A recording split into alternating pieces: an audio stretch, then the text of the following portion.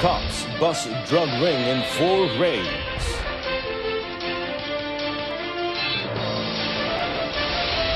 Malaysia not beholden to anyone in 1MDB issue.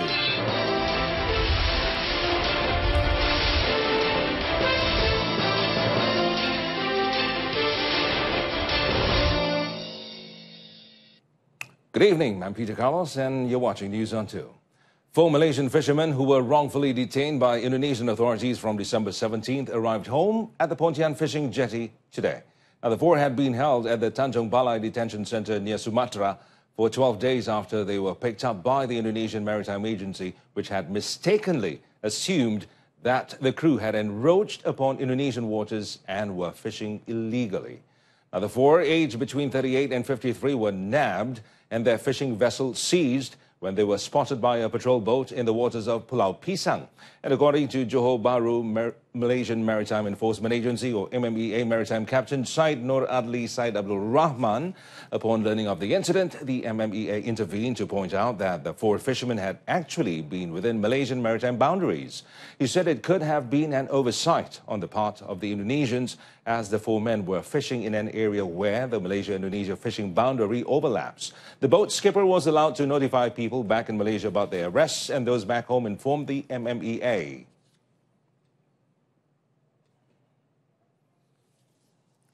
Bukit Aman Narcotics Criminal Investigation Department has successfully seized 1.7 million ringgit worth of drugs in 4 operations carried out around Klang Valley on Wednesday. Its director, Dato Sri Mahmud Saleh, said the police had confiscated 13 kilograms of ketamine, 2,160 packets of ecstasy-infused instant drinks weighing 19.4 kilograms and 12.9 kilograms of ephedrine precursors during the operations, believed to be for sale in the local and international markets. Speaking to the media today, Dr. Sri Mohammed said the police had also nabbed 3 local men aged between 20 and 60 years of age. Police also confiscated 2 vehicles, a Proton Bisona and Perodua Myvi, valued at 45,000 ringgit during the raids. Jadi keseluruhan rampasan dalam operasi pada 27 bulan tersebut ialah 13 kg dadah syaki ketamine, 2,160 paket minuman syaki campuran dadah, ecstasy, yang ada beratnya 19,44 kg dan juga 12,94 kg bahan precursor ephedrine yang untuk dibuat ais. Jadi nilai rampasan ialah berjumlah 1,7 juta. The suspects are being investigated under Section 117 of the Criminal Procedure Code and Section 39B of the Dangerous Drugs Act 1952 and could be sentenced to death if found guilty. 2 teenagers face a Temerloh Magistrates Court today for the allegation of murdering a 14-year-old girl 2 months ago. Zamirul Alif Muhammad Zaki, 19, and another suspect aged 15 nodded their heads once the charge was read before Magistrate Najwa Hashim. However, no plea was recorded. Now, both the accused were charged for the murder of Nur Amira Abdullah by a riverbank in Triang Oil Palm Plantation Estate in Bura between 1:10 a.m. and 3:30 p.m. on October 25th. The accused who both hail from Bura were charged under Section 302 of the Penal Code, which carries the death penalty if convicted. The magistrate later set January 24th for the case mentioned after the Deputy Public Prosecutor said the prosecution was still awaiting chemist and autopsy reports. The teen duo, a school student and a college student, were unrepresented. Pahang Criminal Investigation Department Chief, Senior Assistant Commissioner Othman Nanyan, had said that Nur Amira's body was found floating in Sungai Triang by members of the public at 3:30 p.m. on October 26. The victim's body was revealed to have 45 stab wounds on the chest, abdomen, back, arms, and legs. A fire razed 15 houses at Jalan Raja Muda Musa in Kampung Baru, Kuala Lumpur today. And Kuala Lumpur Fire and Rescue Department Operations Management Chief Ahmad Adli Abdul Rahman, when met at the scene, said no casualties were reported in the fire, which started at about 9:30 a.m. And Ahmad Adli said the department was summoned at 9:39 a.m. and 50 firefighters, with the assistance of people in the locality, brought the fire under control at 10:12 a.m. While thick smoke from the fire in the heart of the city was visible several kilometers away, Second Finance Minister and Titiwangsa MP Datuk Seri Johari Abdul Ghani said all the victims would be temporarily accommodated at units of the People's Housing Programme. And he said it was believed that the fire started from a rented house. And the fire destroyed 3 blocks of private homes that was rented out to foreign workers. And Datuk Seri Johari advised tenants not to tamper with any electrical wiring without the knowledge of Tenaga Nasional Berhad. 14 huts which served as hostels for students at the Madrasah Muhammadiyah Religious School in Beta Hilir near Kota Baru were destroyed in a fire last night. And Kelantan Fire and Rescue Department Director Azli Mahmud said there was, however, no occupants in the huts, which were made of wood, when the fire broke out at 7:50 p.m.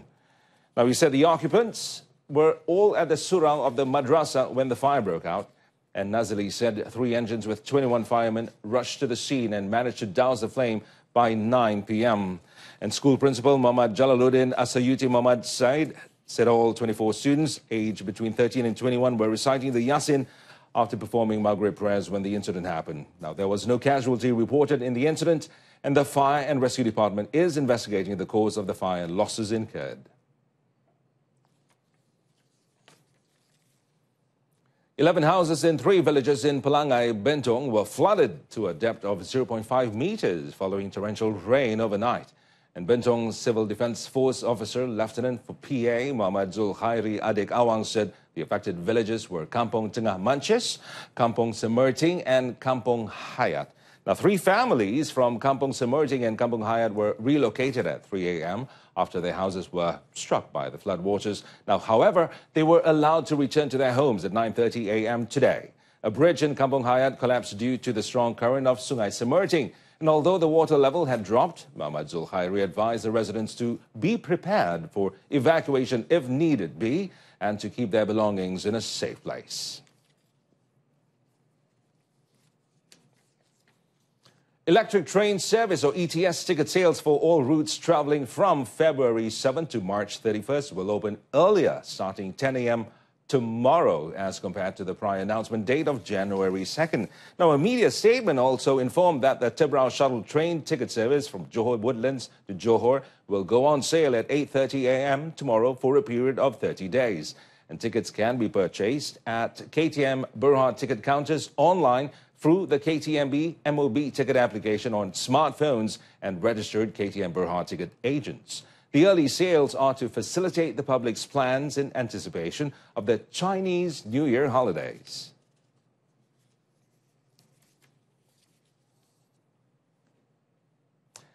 Honesty is the best policy, as the staff at the Adia Hotel in Langkawi proved this when a cash amounting to $5,000 or 20,000 ringgit was found in a room used by several tourists and passed on to the hotel management.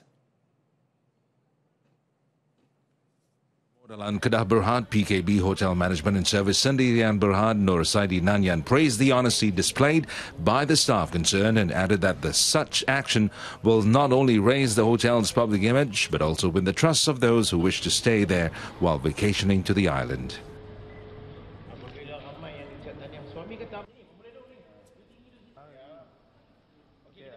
Inilah hasil keberkatan yang kita perolehi dan kejayaan ini akan menaikkan imej hotel ini. Keyakinan, kepercayaan yang tinggi. Sebab itulah kita nampak Adia ni daripada tahun ke tahun memberi prestasi yang begitu baik, meyakinkan kita mempunyai repeat customer yang begitu ramai. Nur Saidi said this to reporters when met at the Adia Hotel in Langkawi, Kedah. Nur Aminira Abdul Rahman, who works as a housekeeping staff at the hotel, found a sum of cash in an envelope hidden in a baby cot while cleaning a room that was occupied by a Pakistani family. The hotel management said that the cash would be returned to its owner, who has returned home to their country. Prime Minister Datuk Seri Najib Tun Razak in a post on Twitter today congratulated national explorer Muhammad Murkharabin Mukhtaruddin, or known as Kobin, who is now Malaysia's first Grand Slam explorer. Now, Kobin, 36, who set out on the 2017 Malaysia Grand Slam Explorer expedition through the Seven Continents Exploration Club, KE7B, reached the South Pole at 4:05 p.m. on Wednesday, or 11:05 a.m. on Thursday in Malaysia, along with 6 other explorers from various countries and a guide. Now, Corbin claimed the Grand Slam Explorer title, which is awarded when he finishes climbing 7 highest peaks on 7 continents and explores the North Pole and the South Pole as well. And by having reached the South Pole, he is now the first Malaysian, second Southeast Asian and third Muslim and the youngest in the world to be a Grand Slam Explorer and joins 70 other people who have achieved that feat.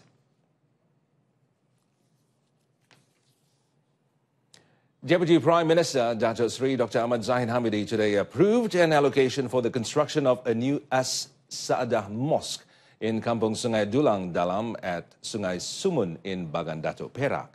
And without mentioning the amount for the construction, Datuk Seri Dr. Ahmad Zahid, who is also Bagan Datuk MP, said the construction of the new mosque was necessary as the space was now quite narrow.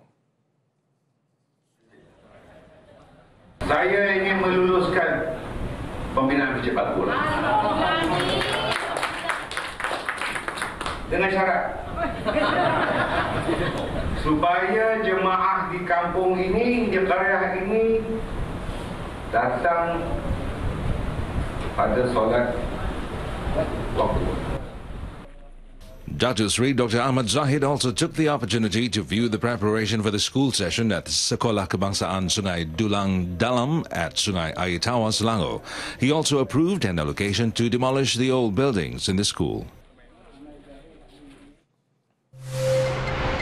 Coming up next, estimate operating costs rather than raising bus fares.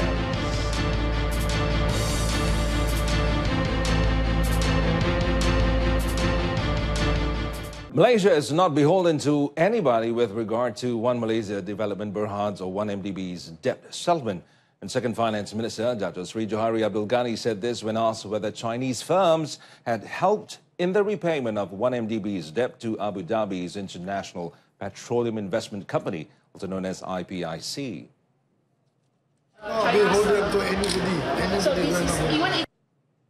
According to a Singapore Straits Times report, 1MDB had made the final settlement of $602.7 million in debt obligation to IPIC by investing its stake in the 2 companies to buyers linked to the Chinese state-owned enterprises.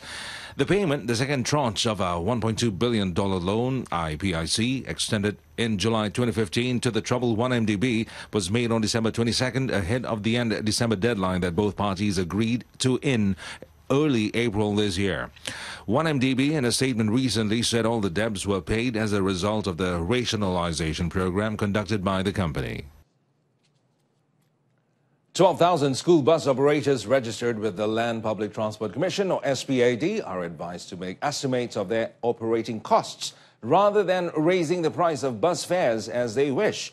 And Federation of Malaysian School Bus Operators Association President, or PPP BSM, Amali Munif Rahmat, meanwhile said there are currently about 90,000 school vans which are operating without registering with SPAD. Fares are made by a handful of unregistered entrepreneurs without discussing the matter with the parents. He hopes that these operators would discuss with parents to determine an amount that will not burden both sides.